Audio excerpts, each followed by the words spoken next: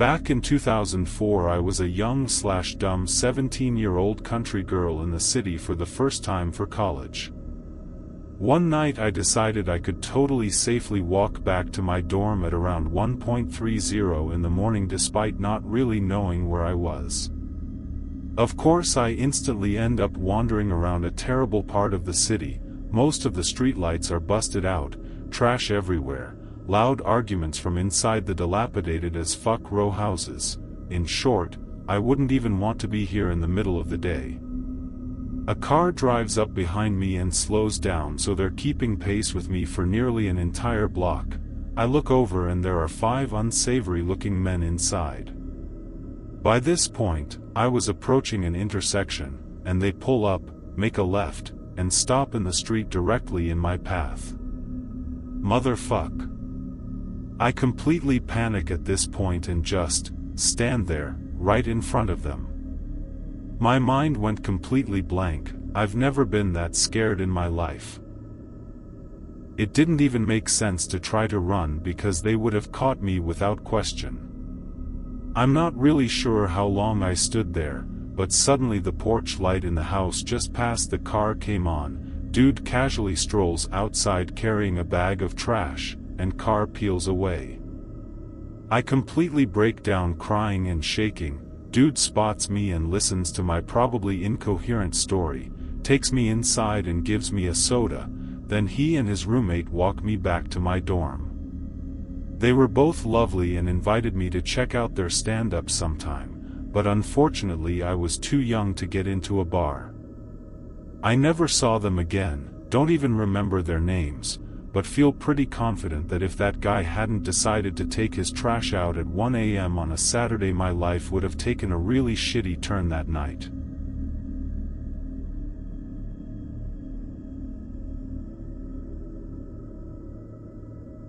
My mother told me this not too long ago, but it happened about 10 years ago now.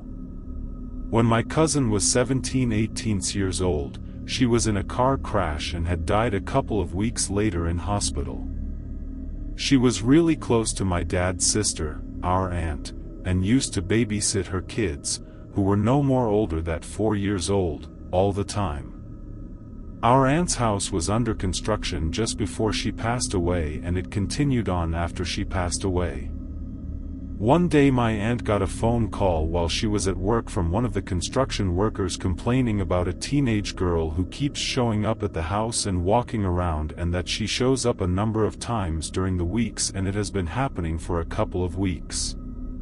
My aunt asks for a description of the girl to see if she knows her from around the neighborhood, and sure enough the description perfectly matches my cousin who died a few weeks before: long brown hair, red baseball cap, denim dungarees, and a white jacket. When my aunt got home, she showed them a picture of my cousin, and that all agreed that it was the girl they seen walking around the site. This story really freaked me out when I heard it, because our family was never one to believe in anything paranormal or have anything of the paranormal sort happen to them before.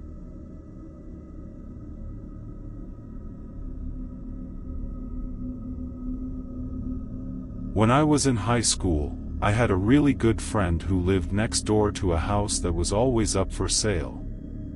People would move out in the middle of the night without a word, and it hadn't had the same owner for more than 6 months straight for a couple of years. One night we were really bored and he suggested we go explore the house next door since it had sat empty for a while. We go around back and there's a dog door that he can crawl through, and he unlocks the door and lets me in. The house itself is really unremarkable. It looked like it was built in maybe the 1950s and was a craftsman-style house in an older, nicer part of town. My friend's house was similarly built. The kitchen had a really nice built-in breakfast table set against a picture window. The house's electricity was off, but you could see the street light through the window. My friend and I sit down, on the floor, across from this table, and are just hanging out, talking. Why? Who knows? All of a sudden my friend screams, and in that instant, my vision goes black. But it wasn't that I just couldn't see, my body was engulfed in this sickly coldness from head to toe. I start screaming and I feel my friend's hand grabbing mine and pulling me in some direction forcefully. My vision slowly comes back and I start to warm up when I realize that we're outside under the streetlight. It was December and should have been much warmer inside of that house. Finally I look at my friend and he looks scared. I'm really confused and kind of panicked myself and finally ask him what happened. He says that as I was talking, a black thing. This figure that was all black and only had the vague shape of a girl crawled out from under the table and sat on top of me.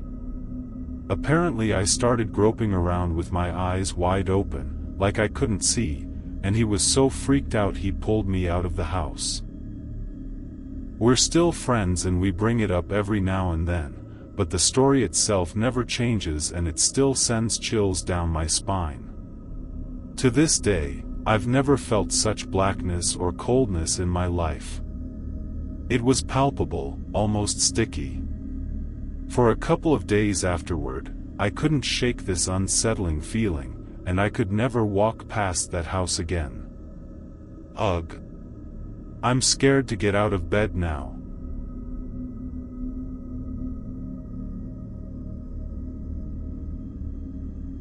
Every time I stay at my grandma's house, I hear someone walking upstairs. It starts at one side of the room, casually walks to the other and stops. This will happen maybe twice a night. I didn't start hearing it until I was about 14, when my grandparents made me start sleeping in a different room on the first floor because they starting sleeping in separate bedrooms. Blah blah blah, regardless both of their rooms are also on the first floor. For a little backstory, I have always been afraid of the upstairs at their house. I don't know why, but it's always freaked me out, and I refuse to ever go up there alone. I'm 23 now, still won't go up alone. There's one room specifically, though. It's a long, narrow bedroom. When you open the door, there are closets on your left and right, a bed placed roughly in the middle of the room, and a window on the far side opposite the door. I was told growing up by my grandparents that the sons of the previous owner claimed to see a gorilla come out of the closet at night, dance around the room, and go back into the closet. I thought nothing of this story until I had to start sleeping in the other room. The room located directly below the scary room upstairs. So, we all go to bed. All the lights in the house are off and I'm still awake, lying on the bed. Then I heard it. Thump. Thump. Thump. Starting at one end of the room upstairs.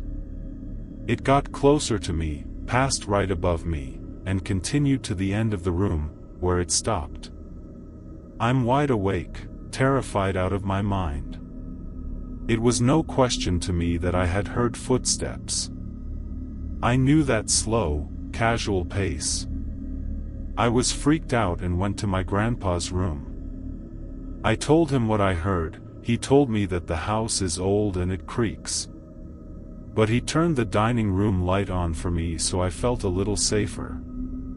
I tried going back to sleep. Then it started again, this time from where it ended the first time, by the window upstairs. It walks over me again and stops when it reached the door. I thought it was over until 5 seconds later when I heard it coming down the stairs. 1, 2, 3, 4, 5, silence as it reached the landing. Then 6, 7, 8, 9, 10. And silence again as it reached the first floor. I was frozen in shock. Whatever it was on my floor of the house, and sadly unaffected by the dining room light. I was staring at the doorway to my room, the dining room light was shining in, and my vision began to distort. I felt dizzy with fear, so I pulled the blankets over my head and suddenly heard a scratching sound from inside my room. I knew exactly where it was coming from, too, my grandpa's gun case. It was a very obvious sound, scratching on the wood. Long scratches down the front of the gun case door. I could even hear the door ever so slightly tapping against the frame as each scratch began. I tried to scream and I couldn't. I took a second to take a deep breath and let out a loud scream. In seconds my grandpa had made it to my room and I was relieved. Needless to say, he still didn't believe me. So I did what any normal person would do. I draped a sheet over the side of the bed and slept underneath it. I wrapped myself tight in a comforter, put on headphones, and turned my back to the door. There could be a party of ghosts in my room and I wouldn't even know. The next morning, my grandpa told my grandma about what happened the night before. She said, "Oh, that's silly. You know, your cousin woke me up the last time she stayed here. She came in my room saying, 'I hear footsteps.' I slept under the bed for the rest of my week's stay with them. I've stayed there countless times since that happened, and I hear the footsteps every time. I sleep on top of the bed now, but keep my back to the door and sleep with headphones on. I haven't heard it come down the stairs since that first night, but if it does, I don't want to know."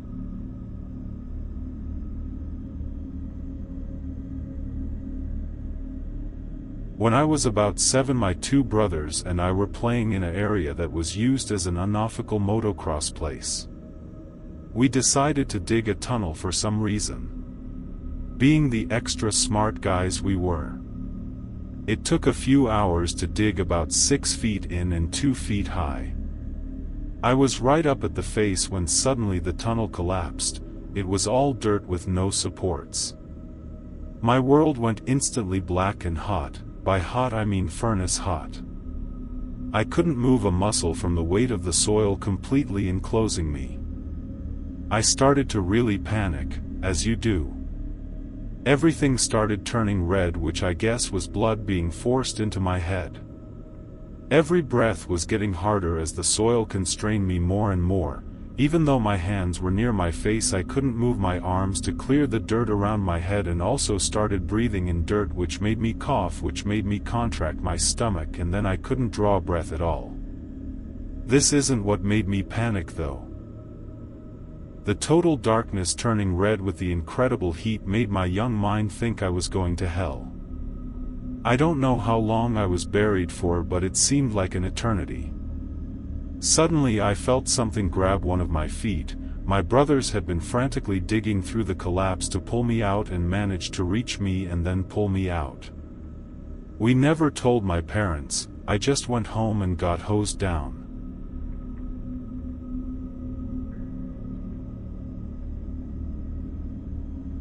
Okay, this is 100% true. I'm 23 now and this happened about 10 years ago, so I was probably 13 or 14. Anyway, I used to skate, board, all the time with my friends Tim and Brandon. One day, we got done skating and we decided to go to July 11th to get some food/drinks before we went home. Remember, I was only 13-14, so we weren't driving. We had skated to the 7-Eleven and were planning on skating/walking back home. Anyway, we buy our drinks and we left the store. We walked to the parking lot's exit and prepared to cross the highway. It's not a bus highway, since it's a small town.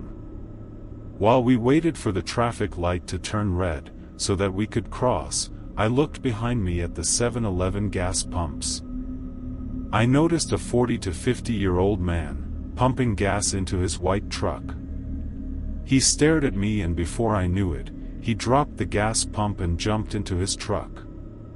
He slammed on the gas and sped straight at my friends and I. He missed us, but he grazed my arm and knocked my skateboard out of my hand. My friend, Brandon, screamed, "WTF. You fucking dick," as the man peeled out and sped into the parking lot next to July 11th. I swear to God, he drove through a ditch, which was between July 11th's parking lot and the parking lot he was in, and tried to run us over again. This is where it got bad. The three of us started running at full speed, across the highway and toward the local library, which is like 2 to 3 blocks from 7-Eleven. When we were about 1/2 a block away, I looked back and saw the maniac speeding toward us, full of rage. Brandon and Tim ran up to the library doors and I ran towards the woods. It was Sunday, so I knew the library was closed and there was a trail in the woods which led to my backyard. Meanwhile, this maniac peeled into the parking lot and hopped out of his truck. I looked behind me, before escaping into the woods, and saw him grab either a shotgun or a crowbar. I was pretty far away at this point, and I was freaking out so my vision wasn't great, from the bed of his truck. I ran all the way home. When I got to my street, my neighbor, Tim's dad, told me to get in his car because we had to go to the video store, which is where Tim's mom worked. When I got there, I found Tim and Brandon. They ran to the video store after realizing that the library was closed, and 3 cops. A minute later, my mom came in, crying her eyes out because Brandon and Tim told her they didn't know if I lived or not. Everyone had thought that I was captured. Tim told me that he saw the guy running after me, into the woods, which is scary because I thought the maniac was chasing them, not me. Anyway, he was never caught, and I spent the next 5 years worrying about every white truck I saw. Sad face.